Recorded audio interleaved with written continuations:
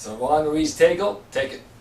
Okay, with David and I, we've been working on learning to move in all three dimensions with all different directions using natural movements, squats, lunges, balance reach, moving our shoulders with the punching matrix, stabilizing our feet, knees and hips with the toe touch matrix, which you will see in a video.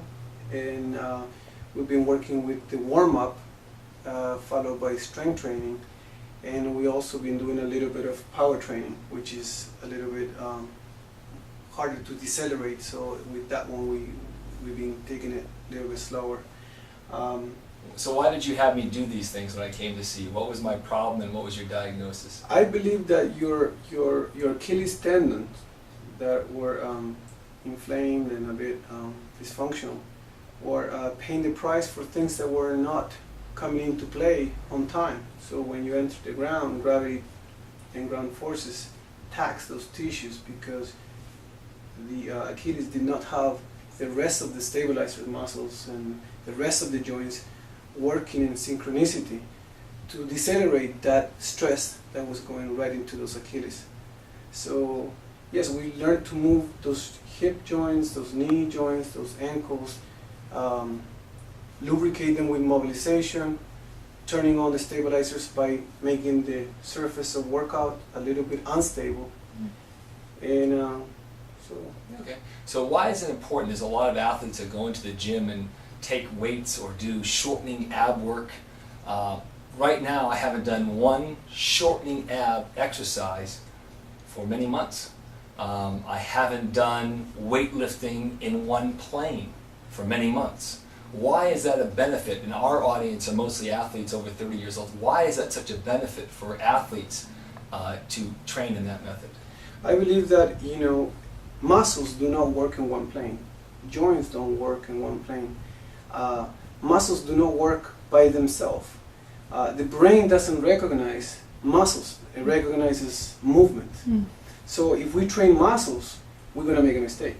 We've got to train three-dimensional, multi-directional movements so we know how to decelerate. We know that when a muscle group gets tired, the friends next door can jump in and decelerate those stresses from running so the joints get protected. So yeah, we need to work naturally with natural motions. Squats are natural. Lunges are natural. Balance reaches are natural. And we want to stay away from anywhere where we're stuck in a chair or on a plinth or on a table where things are turned off and we ask muscles to work by themselves in isolation. So the idea of a lot of these people going into a gym and doing crunches or things, or doing even full body crunches where their whole body goes up, like I was doing prior to this, that puts a lot of abuse on the spine and on the disc.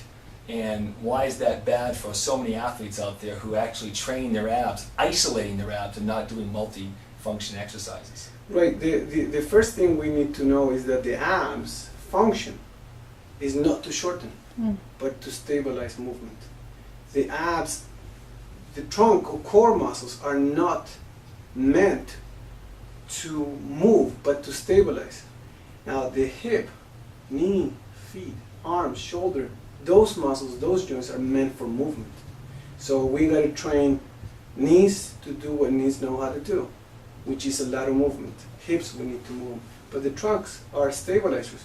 So when you train a stabilizer to behave like a mobilizer, we make a mistake. We tax the disc. So if our view was only to look at the muscles, then shortening may make sense because we're strengthening the muscles.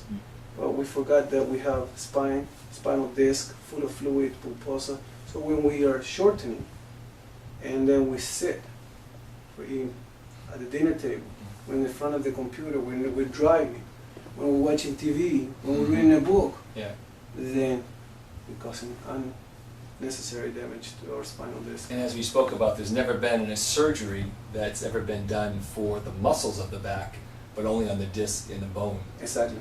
And so we're putting a lot of pressure on these discs as people continue to shorten their bodies. And people do this every day. Exactly. Athletes do this every day. And they think they're getting a better ab, but they don't know what cost to their back. Exactly. And it may not be right away. So they may be doing sit-ups.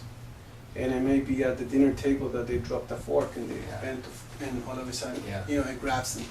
But it's the stress that happened before. So with my exercise that I'm doing, I'm engaging the abs in a very different way. So the lunge matrix that we show, Mhm. I'm rotating, I'm going up and down, I'm going side bending. These type of things are ways to engage the ab, and that is sufficient to work the abs enough. Absolutely. And to teach the abs to communicate with the foot, with the knee, with the ankle, with the shoulders. Because the abs don't work by themselves. There's nothing in the body that works by themselves. What about these people who say they want six-pack abs and they want the cut of that rectus abdominis? Can this type of exercise get that kind of? Oh, absolutely. Yeah. But you have to combine it with diet. Right. I would say that 50-50.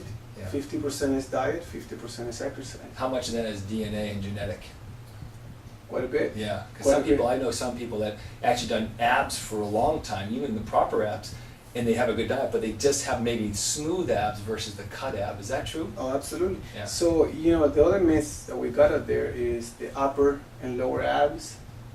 There is no such a thing. This is a myth that is being, it's kind of like saying upper bicep and lower bicep.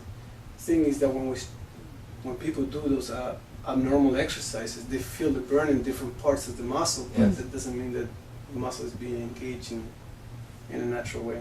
So you just call the abs all as one. The obliques, the rectus abdominis, the obliques, the transverse, you just call it all abs. The abs, that's right, the lateral abs, the front abs. Okay. But the trunk, that's what I like to call it, the trunk. The trunk is everything, pelvic floor, diaphragm, Yeah. everything. Yeah. So, if you are going to play the piano, you better train how to play the piano. So if you're going to train to be running, and those abs are just going to control the trunk, and you teach them to do that, it's going to be very hard for the abs to respond and react when you enter the ground.